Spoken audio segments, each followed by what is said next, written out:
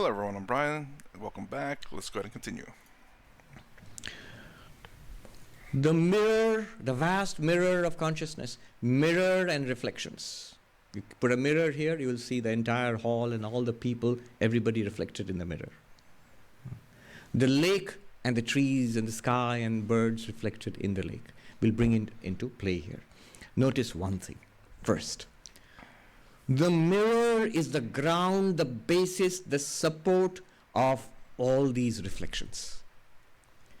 See, if you put a mirror here and if you see the hall and the lights and the chairs and the people, the carpet and the space, everything in the mirror.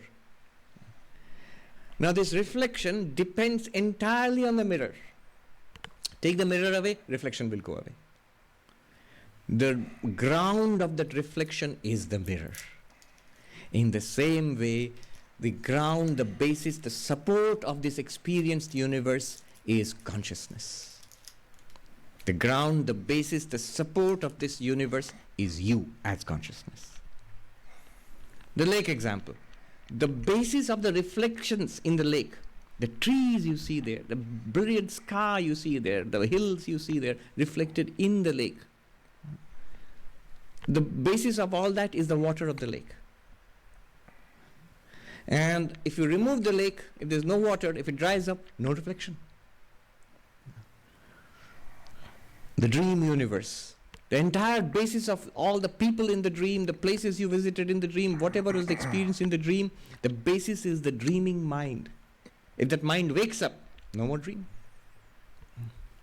So this is the first insight this one wants to give us, is that whatever we experience as the world is supported by me, the experiencer, by me, this consciousness, this vast mirror of consciousness. Now, vast. Spara is a beautiful word meaning vast, limitless. What do you mean vast? What do you mean limitless? It's like this. Consider water and waves.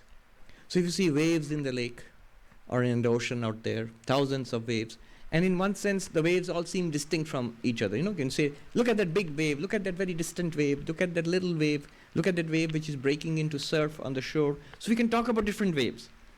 But if you look at water, water is common to all the waves. And follow this. There seems to be a boundary between one wave and the next. But if you consider water, where is the boundary? Because the water is on this side, water in the other side, in the middle, water. If you take water, there is no limit between the two waves. No cutting off between the two waves. Why two waves? There is no cutting off in the entire ocean. So from the perspective of water, water is not limited by the waves. Because the waves are nothing but water. Everywhere there is a wave, there is water. Water is not limited by the waves. Use this example for the mirror reflections and the lake reflections. The mirror is not limited by the reflections. So what I mean by this is, if I have a mirror here and you can see the whole hall reflected in the mirror. Now if I say, if I ask you, the mirror, we all limit each other. Where you and the other person begins. Where this hall ends, the outside begins. So they are limited from each other. They're separated from each other. But in the mirror, where you see people and you see chairs and you see the inside the hall, outside the hall, everything in the mirror. From the perspective of the mirror, the glass is not limited by any of them. This person is different from the other person, is the same glass through them. The glass does not stop when one person begins. In real life here, one person stops where the other person begins. Empty space starts where the occupied space ends. But the glass is not limited by anything in the reflection. Is this understandable? Or the water in the lake. The water which constitutes the lake. Look at the trees and the tree line and the sky and the clouds. They're all different from each other. One tree is different from the other. The bird is different from the tree. But the water in the lake in which those reflections are appearing is not limited by the bird or the trees or the cloud. It's all water, seamlessly without any problem. You can reflect 100 trees in the water. It's not that the water will be squeezed out if you reflect 200 trees in the water. Because it is, every bit of it is the water. Similarly, the argument here is, you as consciousness, you are not limited by what is reflected in you. The universe does not limit you. Therefore, the vast mirror of consciousness. That is not our common sense understanding of consciousness. We feel, I am aware, and this spark of awareness, and here is this world outside me, which definitely limits me, because this is not me, and this is me. This is I. And the story about I don't know, it's not relevant, but something to cheer people up in the middle of abstract metaphysics. The gates of heaven. I think, who's there? Saint Peter. Saint Peter says, who's there? And this person says, it is I. And everybody was saying, it's me. It is I. And Saint Peter says, oh good, another English teacher.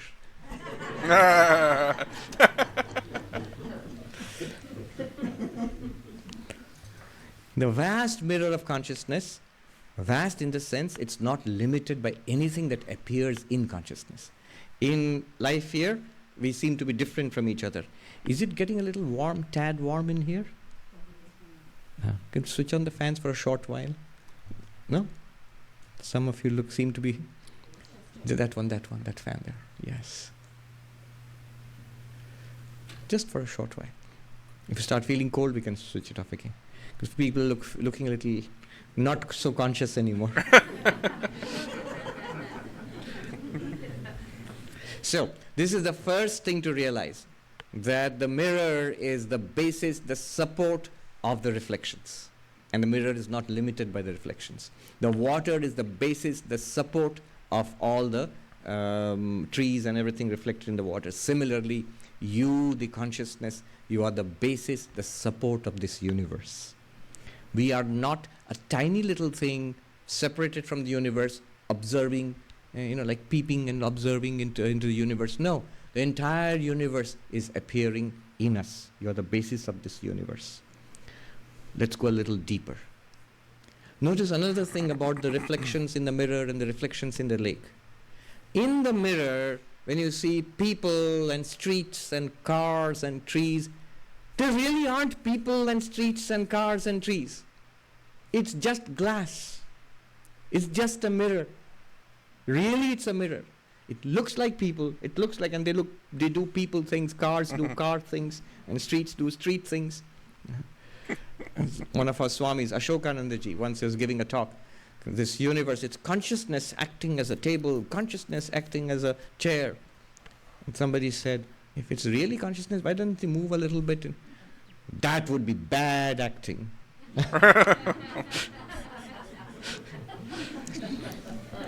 So it's just glass.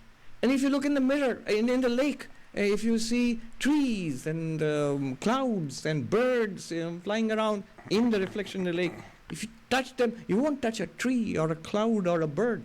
You'll just touch water. Your hands will get wet. Now, what I mean by this is, in the mirror, there is only the mirror, though a whole city may appear in it. In the lake, there's only water, though a forest and a hill and a bird may appear in it. In consciousness, there is only consciousness, though a universe may appear in it. In you, there is only you, though an other may appear in it. This is the great doctrine of Brahma Satyam Jagat Mithya. Brahman is real, consciousness is real, the world is an appearance. Okay, I was recording a little bit earlier and something fell on my keyboard and screwed it all up, so I had to re-record. I think I got up to 5 minutes, and then that happened. So, I was thinking about this, and I was listening to it a second time. Again, I only got to about the 5-minute marker of his video before my phone somehow slipped from my desk to my keyboard. This, to me, would indicate that there is something other than the mirror, the lake, or the water, and the consciousness. In order for something to be reflected on, there must be something out there. I was also thinking, obviously, light is a very big factor. Because without light, you can have a mirror and no reflection, because without something to reflect, which is the light, it won't reflect. But, that aside, this to me seems like there must be something else for the mirror to reflect, because if there's just a mirror and nothing else, then it's just a mirror reflecting nothing. If it's a lake with water, again, assuming that, or you just say a vast ocean with no land and nothing else, it would not reflect anything because there's nothing to reflect. So as far as what he said right here so far, again, I watched past this point. It seems like there has to be an other, and the mirror or lake or consciousness, to reflect off that. Without this, there'd be no reflection. Without this, there'd be no reflection either. I guess you could say that. Which is what it was explaining. Without a mirror, this would still exist, but there would be no reflection. The mirror, light, consciousness. Without this, this still exists. Without this, there's nothing to reflect. That's what I'm understanding thus far. In the words of Sri Ramakrishna, somebody asked Sri Ramakrishna, in one sentence, teach me in one sentence so that I may attain to spirituality. And Sri Ramakrishna said immediately, Brahman is real, the world is an appearance. Realize this. Swami Brahmananda writes, having said this, Sri Ramakrishna fell silent, as if to emphasize there's nothing more to be said. So this is the new insight we get from the mirror example and the lake example. What do we get? In the mirror, there's only the mirror. There aren't people in a mirror. Reflections, yes. But there aren't people in a mirror. There aren't cars and streets. There isn't a city, there isn't Manhattan or the city of Bhubaneswar in the mirror. No. There's only the mirror. There's an appearance of a city.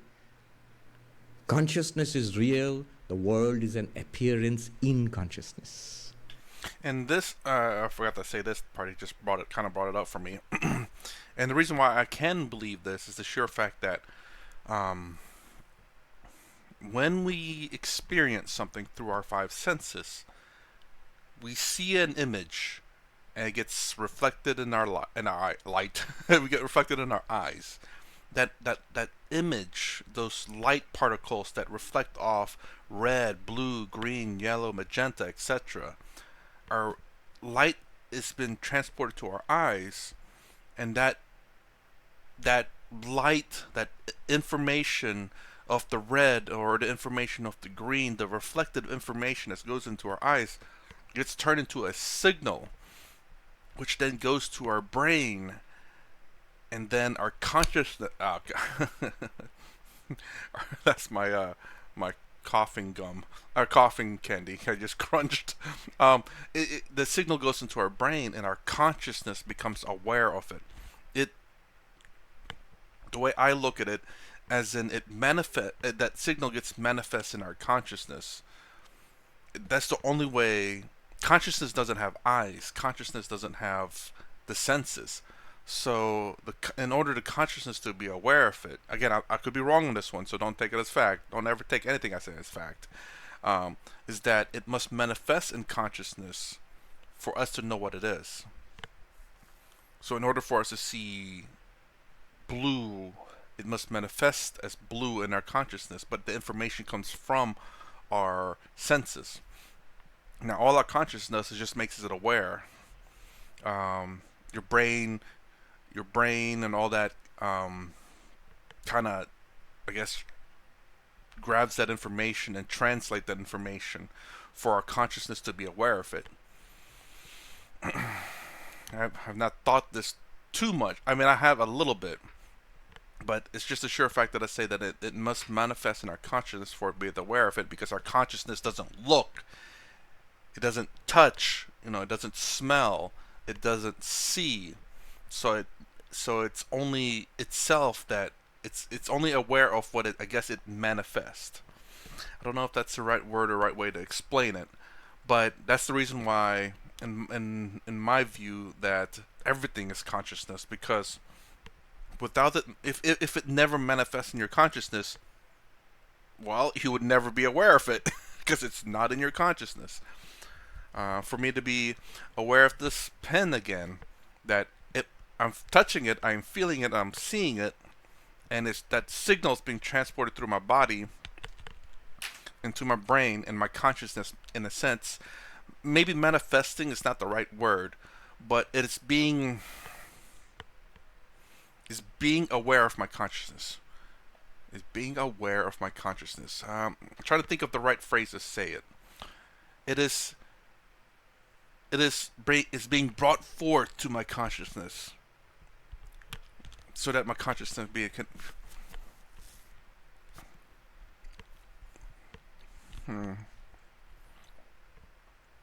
This is from the perspective of my belief, though, in terms that our consciousness is only in our brain. Now, that's the reason why I can still believe that everything is consciousness, just because, well, if I'm not aware of it, I am not conscious of it. That doesn't mean... Well, let me try to say that again. Honestly, I'm not sure, but it's a sure fact that I have to be conscious of something for it to exist. If I am not conscious of it, it doesn't exist in some sense. So, for example, you could say something like an electron. Just because I can't see it doesn't mean I'm not experiencing it, though. Because we can obviously grab a microscope, make sure I say the right one, electron microscope probably actually, and then see it. So it is something that is very much observable with our five senses. So just because I don't necessarily see it, I am still able to experience it. I just don't know it, but I am conscious of it. It's just that I don't know it. So again, like our body's made of electrons. That's itchy, actually. Our bodies are made of electrons, and me scratching is making friction, heat, which I'm aware of because of my senses. Again, I think I'm going a little bit on the deep end here, but just because I'm not able to see it see it or anything doesn't necessarily mean I don't experience it. That doesn't necessarily mean that I'm not conscious of it. I just don't know it. The limited knowledge in my brain. Whereas we have powerful equipment that can actually see what we are conscious of, but we don't know. Electrons, our skin. It's all it's all not all electrons, but it's all molecules and atoms, etc. And we can't see that with an electron microscope. We can see germs and all that, even though we are conscious of it. We don't know it because our brains are limited on the knowledge that we know. But there is germs all over our bodies, most of it good, I believe, and we are conscious of it, but not necessarily that we know of it. Hopefully that makes sense. Hopefully I didn't lead y'all wrong on that one. But that's my belief in that. It's the fact that, again, everything that we experience, it must manifest in consciousness for us to be aware of it. Because if it doesn't manifest in consciousness, that means we're not aware of it.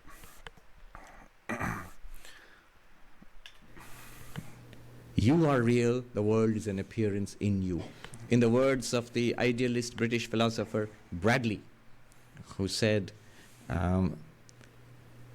reality never appears, and what appears is not real. It's a play on the word appearance, Appearance is two things. What appears to you is appearance, and what pretends is appearance. So reality never appears, but what appears is not real. Now, at this point, somebody might object. Some people don't like the word false. And Vivekananda said, you don't have to use the word false. Why say false? We are going not from falsity to truth, but from lower truth to higher truth. It's the same thing. Advaita Vedanta also says two tiers of truth. Relative, empirical, transactional truth, this word. And here everything works. Your credit card will work, the subway works, thankfully, and the city will work and clear the snow, thankfully. All of that works. So you call it transactional truth, relative truth, empirical truth. But what Advaita says is there is a higher truth. And that's true of the mirror example also. In the mirror example also, you will see cars driving around, people talking, all of that, although there are no people, no cars, nothing. So the higher truth is that it's a mirror. And the transactional truth is things are happening. Why this lower truth to higher truth language is important, is because if you just say false, mithya, false, you're calling into question all human pursuits. You get, although Advaita Vedanta does not mean it that way, but still you get a feeling of saying, so Advaita says science is false and art is false and religion, even Advaita Vedanta is false. So all of that is falsity, we are immersed in falsity. Advaita Vedanta says, no, we can change the language. We can be more politically correct and say it's lower truth. And there's a higher truth. What does that mean? It means lower truth means false actually. But anyway, just to keep you happy, we'll say it's lower truth. The terminology that I use is misunderstanding. and I think that could be a pretty good way of saying it. That the world that we see, we misunderstand of what it actually is. It's not to say that it's true or false, but just a misunderstanding of what it actually is, what it truthfully is. So what we believe it is, what we believe it to be is wrong. I guess you still kind of go to the false part. But a misunderstanding is more along the lines of that I believe that we are trying to seek the truth, but we just didn't quite get it. But it's important in the sense Advaita has no problem with science or politics or conventional religion or morality. No, all of those things are important. At their level of truth, they work. And it's important. Nagarjuna, nearly 2,000 years ago, one of the greatest Indian philosophers, he says in his Mula Madhyamaka Karika, the Buddha taught two truths, the ultimate truth and the relative truth. Dve satye, he says, satyam paramarthikam, satyam cha samrittim cha. The paramarthik absolute truth and the relative truth. And then he goes on to say, samrittim anashritya paramartham nadhigamyate. No one attains to the ultimate truth without taking the help of relative truth. So, ultimate truth, yes, it's there, pure consciousness, and it's you. But you need a little bit of help in the relative truth, which is like coming to the Vedanta Society on a cold morning and listening to a Vedanta talk. All of it is relative truth, and within brackets, false. But we need this scaffolding to show us what we truly are. So, this is the deeper insight. What was the first insight? Consciousness, mirror, lake is the basis of the reflection. Consciousness is the basis of the universe, the ground of the universe. Second, it is the ground which is real. What is supported by the ground is not real. It's not like this table supporting a book. The book is also real, the table is also real. Not like that. It's more like a mirror and a reflection, lake and a reflection, dream and its contents. Like that. So, Brahma Satyam, Jagat Mithya. The Brahman consciousness is real, the world is false. World is an appearance in consciousness. What about me? Am I real or false? Well, we told you, you are consciousness. You are real. You are the reality itself. Further, go deeper. At this point, take a look at the implications of what we have just been saying. This is where you can cash it in and enjoy the benefits of it. This implies freedom. Falsity cannot impact reality. Shankaracharya says, all the water in a mirage is not enough to wet one grain of sand in the desert. Whatever this world can offer, whatever it can tempt you with and whatever it can terrify you with, it cannot add or take away one bit from you. Ashtavakra sings, in me the infinite ocean of consciousness, the waves of this universe arise. Let them arise, let them subside. I neither increase nor am I diminished thereby. Mai ananta mahambodo vishwa vichi swabhavata udetu vastamayatu name vriddhi navakshati. In me the limitless ocean of consciousness. Let birth come, let death come. I am not increased nor diminished by that. Let success come or failure come. I am not increased or diminished thereby. Let joy come or misery come, I am not increased or diminished thereby. In the ultimate sense, transactionally all those things will go on, ups and downs. In the ultimate sense, I am not diminished or increased by nothing this world will do can add one bit to you. Even Vedanta, what can it add to you with all this? Nothing. It can only show you what you already are. It didn't do one bit to you. The ultimate truth is you, your real nature. It's you already. So you realize that. Vedanta shows you this. What's the effect? What are the consequences? In that case, nothing that happens in this world, nothing that happens in the reflection can affect the mirror. There may be, take the mirror there in the lake is frozen there. Mirror doesn't become cold. If there's a fiery explosion, the mirror doesn't burn up. The reflection, if you can see the reflection in the mirror doesn't burn up. Whatever is reflected, the reflection cannot affect the mirror. The world does not affect the vast mirror of consciousness. This is freedom. This is mukti, moksha, nirvana.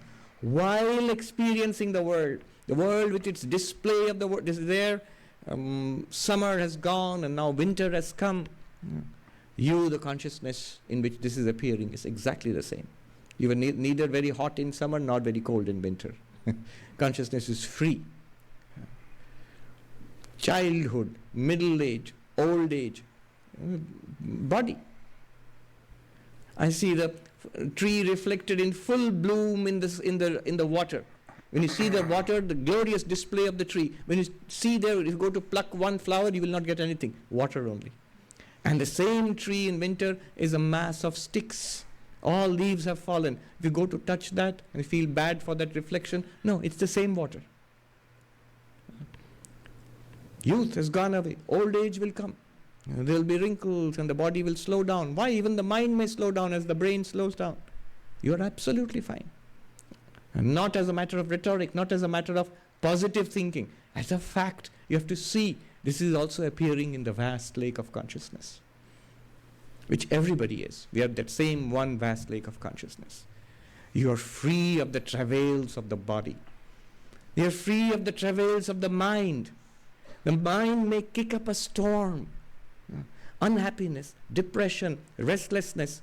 In the midst of the stormiest thing going on, so you can reflect it in the mirror. The mirror is not stormy.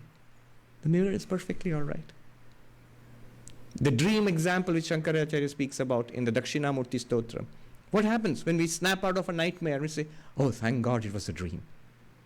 Nothing bad has happened. The waker is not affected by what happens in the dream. You, that vast mirror of consciousness, which we are, is not affected. One day this might sound a little morbid. One day the body will go for all of us, sooner or later. That day, I'm being sort of tongue-in-cheek, look back and say, hey, that Swami guy was right. I'm still there. No big deal. This is freedom. Freedom not by running away from this world and then sitting safely in a quiet Himalayan mountain, which I did. Not in that sense. But freedom right here in the midst of everything. Because this is a reflection in the mirror that you are, the mirror of consciousness. This is a reflection in the vast lake which you are. This is a dream in the dreamer that you are. It does not affect you in the deep sense. It will affect the body. It will even sometimes affect the mind. But if you strongly assert this knowledge in the mind at least will be safe from the travails of this. And to some extent the body also will benefit from the peace in the mind. I have seen this demonstrated again and again. It's not mere theory. It's direct experience, and I've seen monks, not just monks, devotees who have practiced this, and they don't have to practice it in this way. Some have practiced it in a devotional way, a complete surrender to God. What is God? It's this vast mirror of consciousness as if seen from the outside. Vivekananda says, this, your real nature, as if seen from the outside is what religions call God. But if you have that, the guts and the chutzpah to go ahead and say, OMG, I am G, then this is directly available to all of us. And we see at least from that perspective, it is all right. From a very deep perspective, Existentially, we have no problems. This is called mukti. This is called freedom.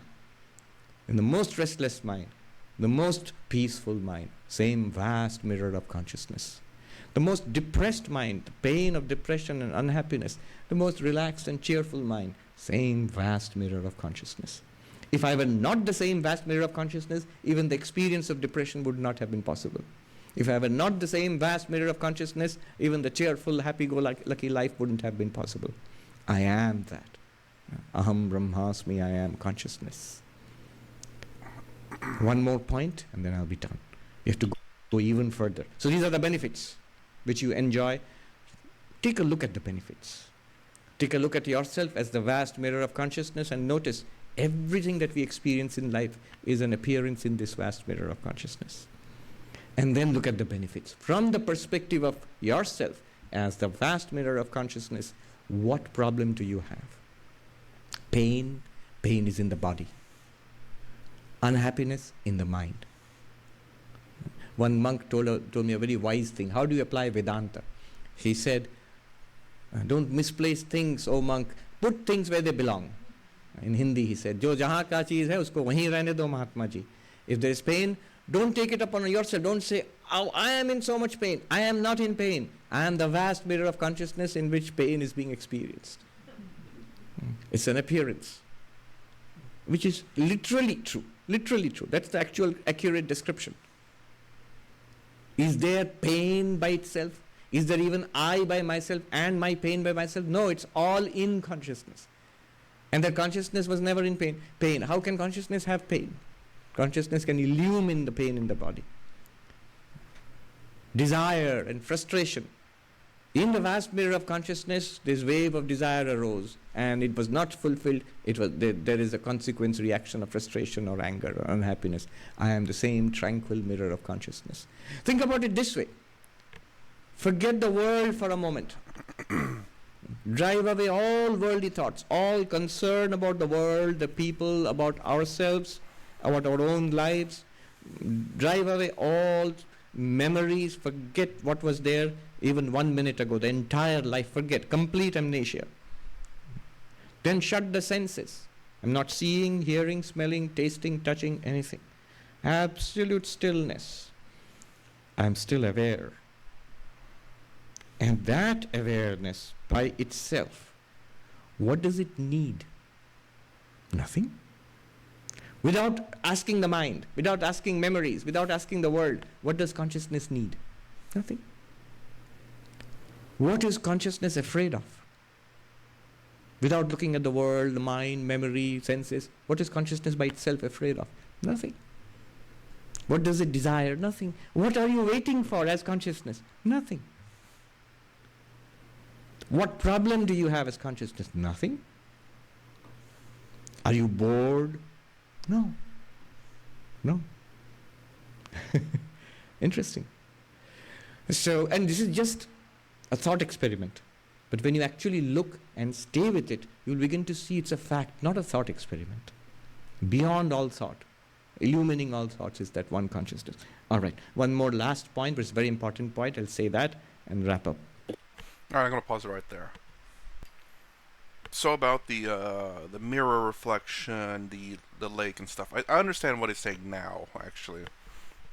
As in, there's two aspects to it: the mirror, the lake, or the whatever it is that's reflecting off the actual object. As in, there's two that needs to be required. Perhaps not exactly a good example, but I understand what he's trying to say now. The dream example is a bit better. But again, even that is flawed to some degree, because we obviously, in a dream example, hopefully everyone's dreamed and remembered something of it. But anyways, most people have dreamed, and we know in a dream, well, we should know, but I know it's probably a lot of us don't, and it took me a while to realize this, that everything in a dream is you. The bricks, the roads, the cars, the people in it, they act exactly like the people. Most people in there are people you know, And when you talk to people that you know, they act like the people that you know. At least how you know them. And then you yourself sometimes don't act like you, and sometimes you end up naked. I don't know. I know that's quite a popular dream. It's popular, but not for the right reasons. Where you just somehow end up in a place and then are naked, and you start going around looking for some clothes, and when you put them on, you're naked again. I don't know what that dream means, but everything in the dream is you, including the clothes. So this is something that we all experience dreams, but we never really think about it that way. That the dream is literally everything us. And that's a great example about consciousness, you could say. And the only reason why there's a flaw to that is because who is the dreamer? So if the example is great until you get to the point of who is the dreamer. So consciousness, everything is consciousness. Whose consciousness? Our consciousness? I guess technically it could be that, yeah. Because our consciousness is the consciousness of the dreamer, in a sense. So we go back to the dream example where the consciousness of the person next to you, in a sense, is your consciousness.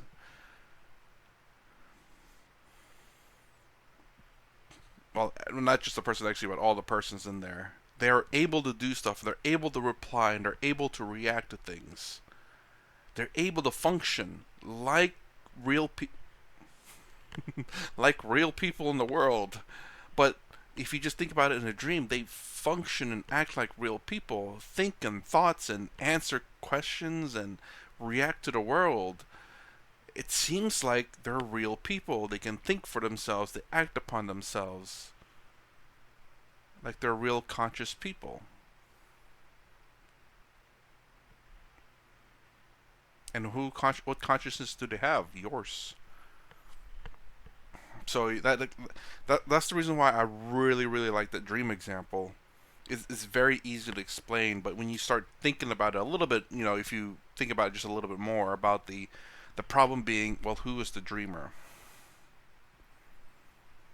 And then even then, because in my dream, let's say our dream, go back to the dream example of our dream.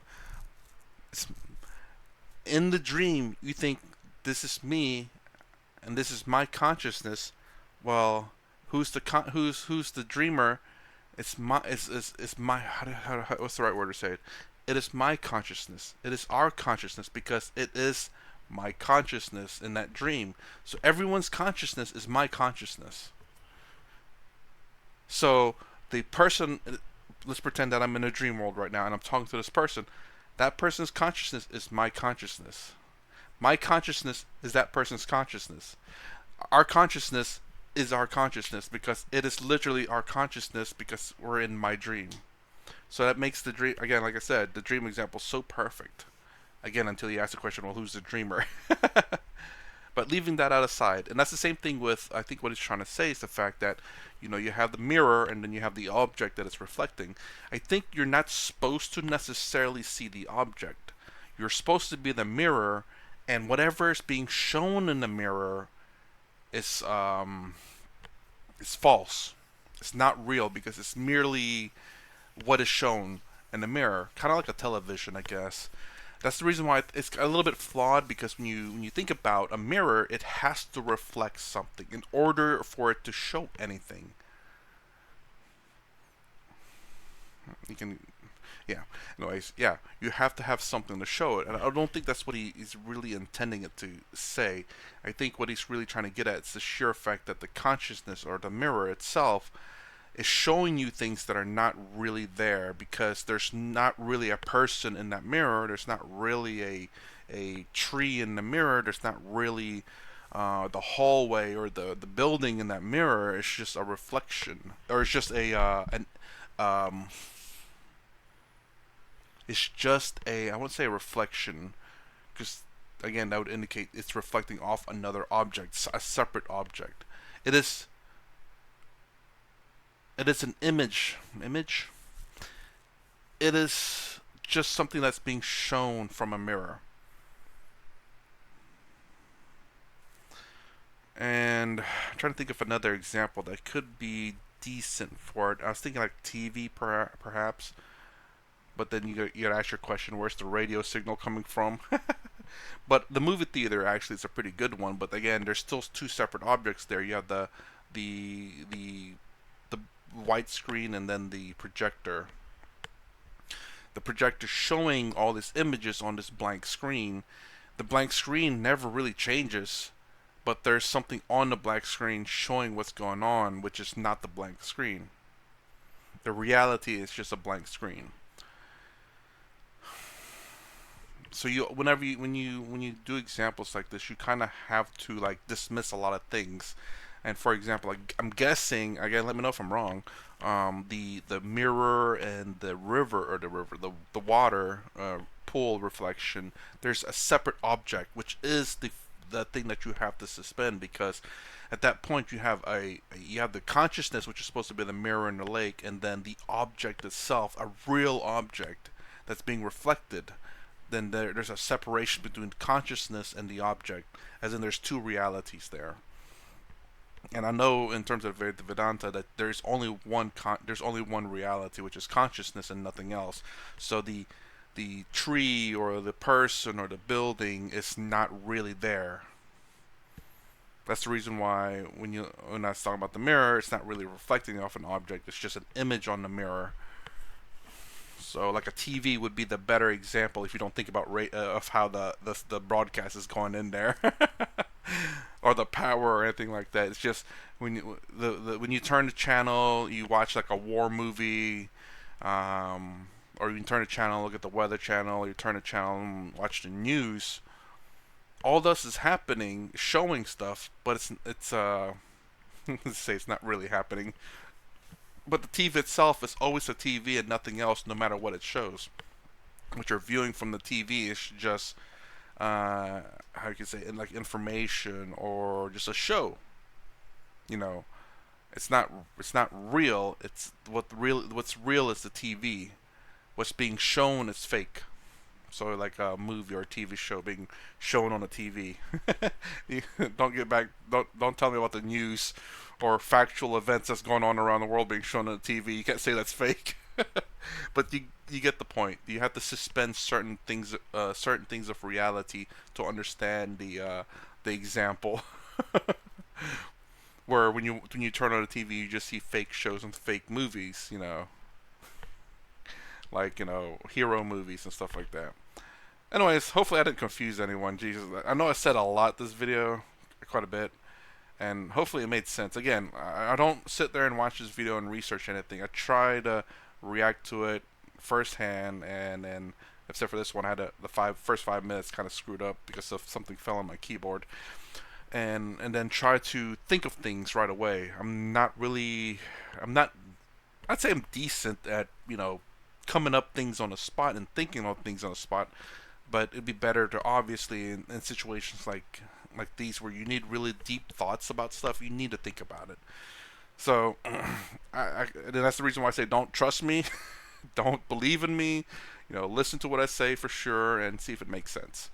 Because thinking on the spot, it's not always necessarily good. Obviously, you do have to sometimes think on the spot. And I try to be as honest as possible, because why would I want to be dishonest? It would benefit no one at all. So anyways, that's my reaction for part 3, I believe this is, and there'll be one more part after this, hopefully. If you like my content, please consider subscribing, thumbs up, the sound down below. Thanks for watching. I'll see you in the next vid.